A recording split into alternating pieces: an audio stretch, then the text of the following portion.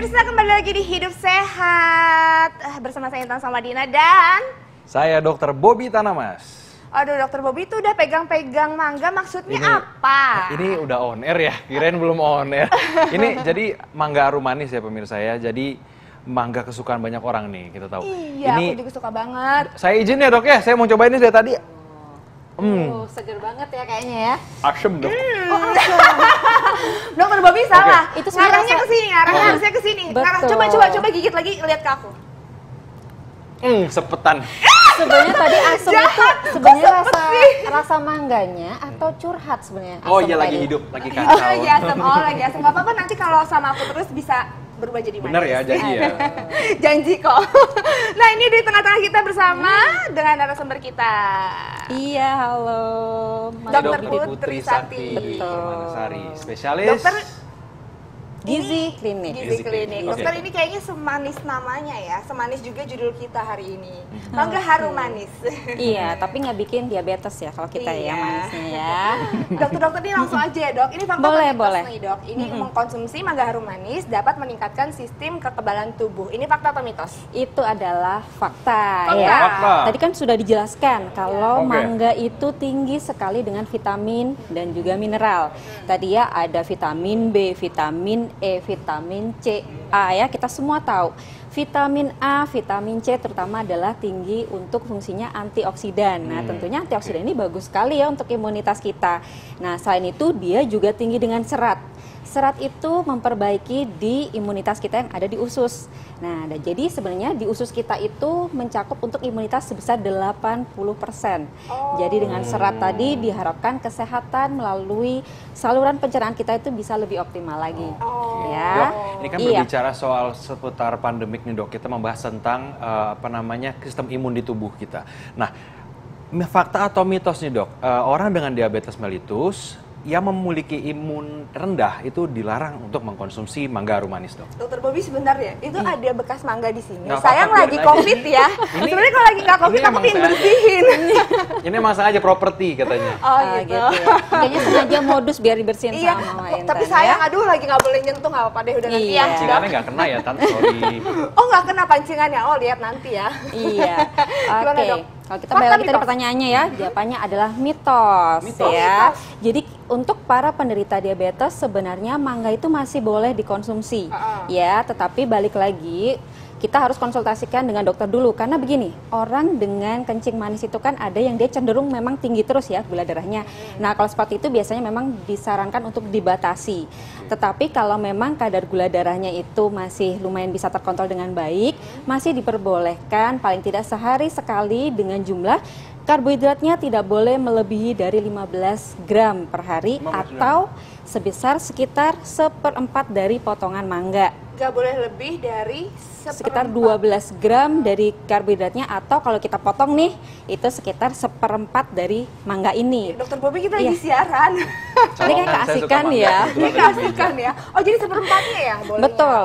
Dan kita sebaiknya pilih juga mangganya itu yang bentuknya lebih mengkal. Mengkal tuh kalau kita pegang tuh ya, itu lebih agak padat, keras gitu ya. Jadi kita di situ biasanya kadar gulanya itu lebih rendah. Jadi bisa lebih meminimalisir untuk peningkatan gula darah pada orang kencing manis. Nah dok, kalau Iya. 1/4 yang tadi dokter bilang itu berarti ukurannya semana ya dok? Kalau pemirsa di rumah mau tahu 1/4 gitu dok?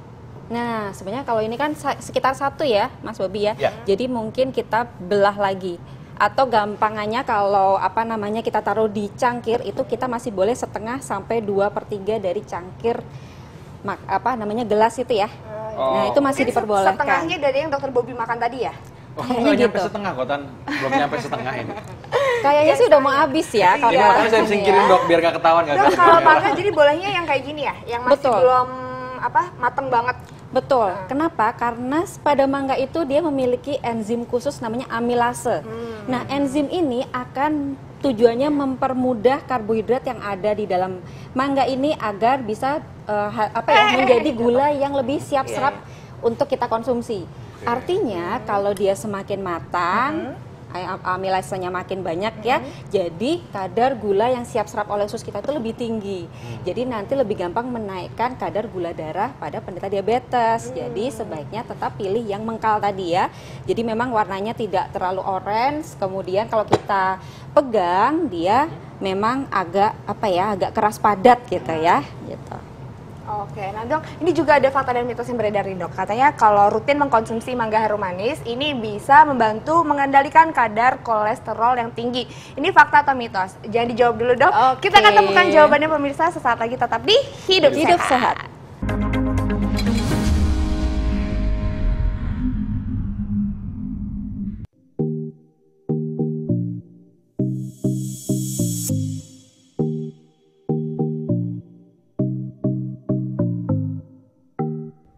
Mangifera indica, maknanya kira-kira pohon dari India yang berbuah mangga. Itulah nama ilmiah buah mangga. Nama mangga berasal dari bahasa Tamil, Malayalam manga. Dalam bahasa Spanyol menjadi manga. Bahasa Inggris mango. Di Indonesia, buah mangga juga memiliki banyak nama. Palem di Jawa, Mamplam di Aceh, Pau di Makassar, Amplam di Kalimantan Timur, dan Amplem di Bali. Beragam nama mangga ini menunjukkan keberagaman varietas mangga di dunia dan juga Indonesia.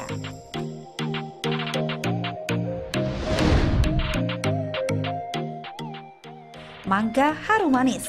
Seperti namanya, mangga harum manis terkenal dengan rasa yang manis dan aroma yang harum. Mangga harum manis berbentuk lonjong dengan ujung runcing. Dagingnya empuk, lembut dengan serat yang halus.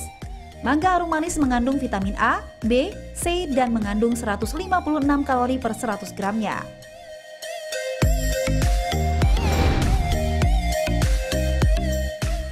Mangga Indramayu. Seperti namanya, mangga jenis ini banyak tumbuh di Kabupaten Indramayu, Jawa Barat. Rasanya manis dengan daging buah tebal. Tekstur mangga Indramayu cenderung kering dan kenyal. Buah ini biasa dikenal dengan julukan lain yaitu mangga pelem cengkir. Per 100 gram mangga Indramayu mengandung beberapa zat gizi mikro yaitu 13 mg kalsium, 100 mg fosfor, 2 mg zat besi dan berkalori 76 kalori.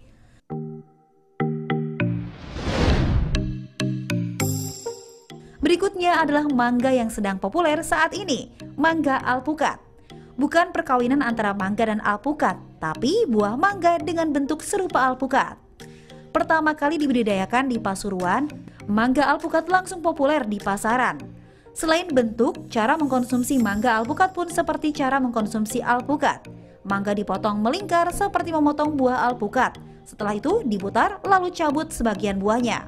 Biji mangga pun mudah terpisah dari dagingnya.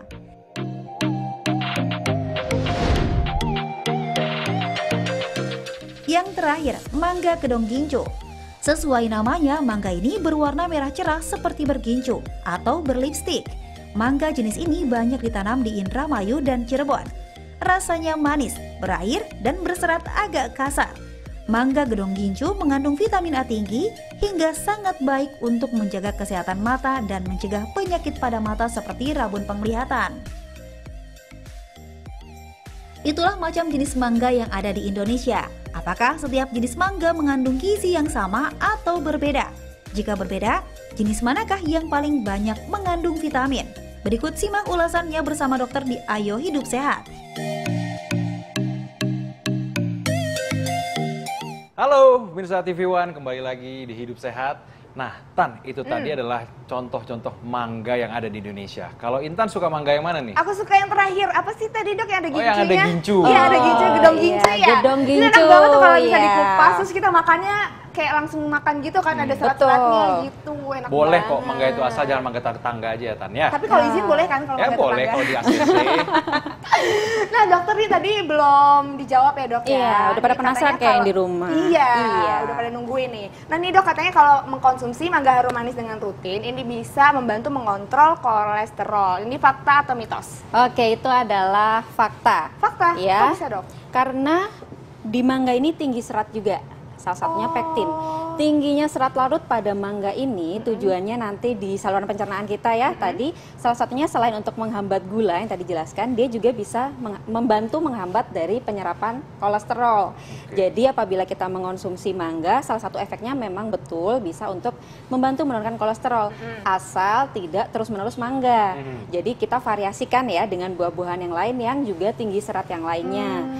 Dan jangan lupa nanti pilih, balik lagi, mangganya sebisa mungkin yang masih agak mengkal, jangan terlalu manis sekali.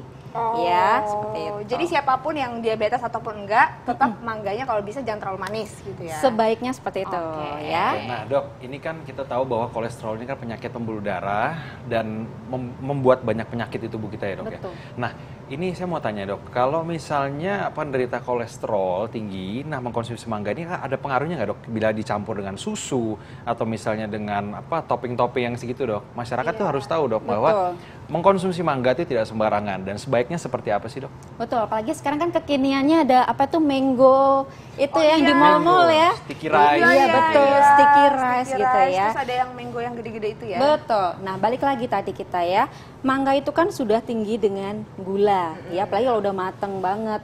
Apalagi nanti kalau ditambah lagi, tadi untuk minuman di mall biasanya di ekstra lagi dengan susu, belum lagi nanti gitu, betul, belum lagi susu kental manis sama susu yang lemaknya memang tinggi, lemak jenuh. Bayangkan sudah dia tinggi gula, belum lagi ditambahkan susu kental manis yang tinggi gula, ditambahkan lagi jahatnya dari lemak susu yang diekstrakan.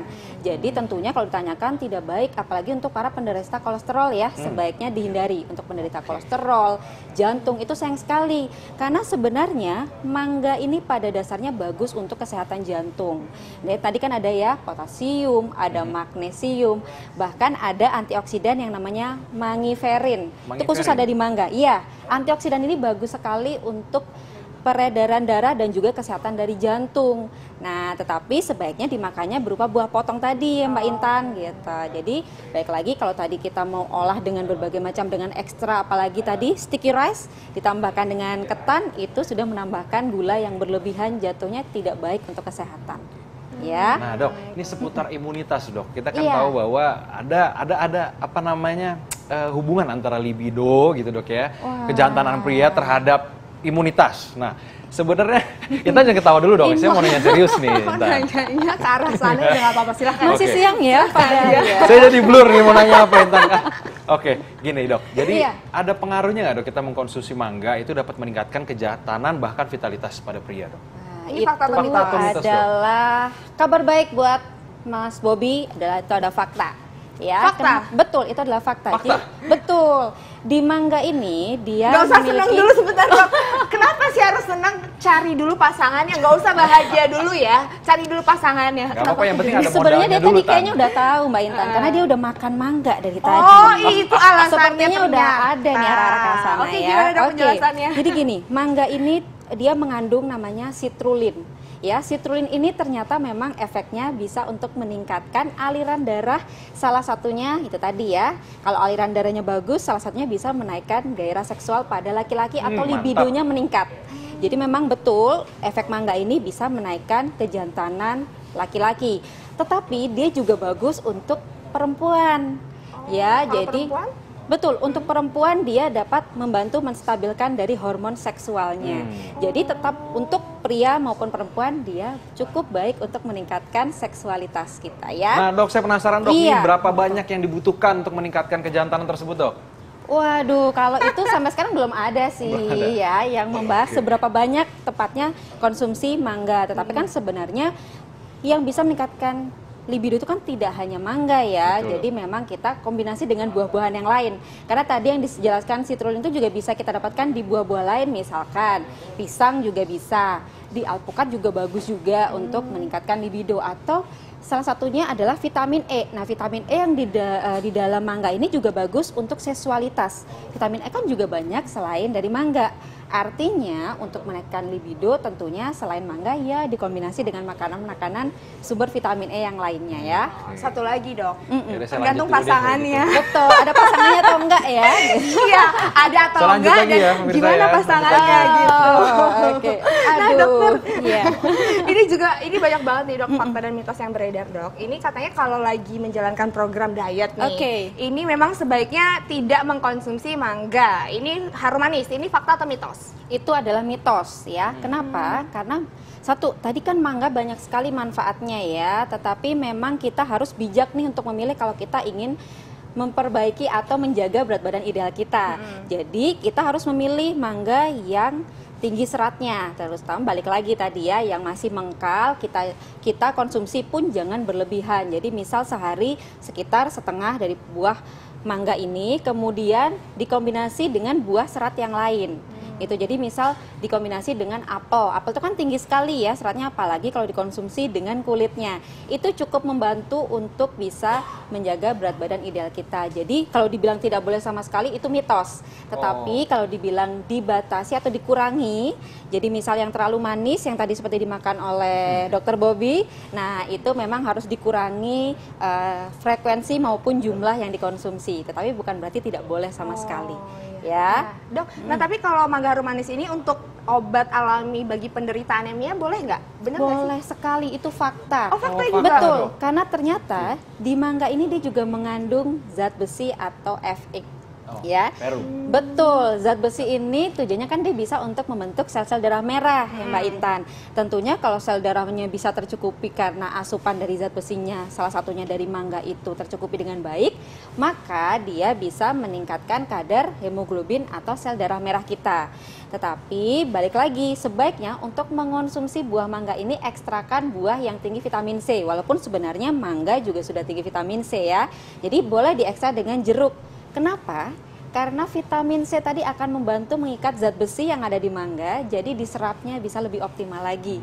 Ya tentunya bagus banget ya, biasanya untuk ibu hamil, kemudian untuk kondisi-kondisi yang memang mengalami penurunan dari zat besi di tubuhnya. Contohnya kalau kita lagi menstruasi ya Mbak, biasanya kan kita lemas, lesu, nah itu bisa jadi salah satu alasan kita mengonsumsi mangga untuk meningkatkan zat besinya. Makasih ya dok udah kasih alasan. Iya, konsumsi mangga. Alasan ya. Nah, kita bungkus saja dok. Tips dan trik nih dok untuk pemirsa di rumah, gimana sih kita untuk mengolah ataupun mengkonsumsi mangga itu apa yang boleh dan jangan dilakukan saat mengkonsumsi buah mangga? Oke, yang pertama, kita untuk mangga ini balik lagi ya, kita harus tahu kondisi tubuh kita seperti apa. Kalau seperti tadi yang memiliki kencing manis, kemungkinan memiliki sakit jantung, tentunya kita harus konsultasikan dulu dengan dokternya ya. Kira-kira apakah memang masih harus boleh makan atau harus dipantang sama sekali, atau memang dia masih diperbolehkan. Kemudian yang kedua, kita juga harus tahu nih jumlahnya tidak boleh berlebihan. Jadi balik lagi tadi, oke, saya makan mungkin sekitar setengah dari mangganya. Jumlahnya sudah kita atur, jangan lupa jenisnya pun pilih yang masih mengkal. Jadi dia diharapkan masih tinggi serat. Ya, tinggi serat tadi kan bisa membantu mengurangi penyerapan dari gula dan juga kolesterol yang tentunya bisa membantu untuk menjaga berat badan dan kesehatan kita.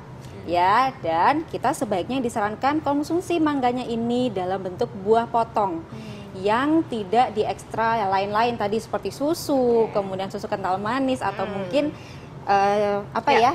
yang lainnya ya gitu. Ya, baik. Makasih dokter. Iya, masih banyak sama-sama. buat semuanya. Ini kayaknya Dr. jadi Bobby. udah clear ya, udah jelas gimana cara mengkonsumsi mangga.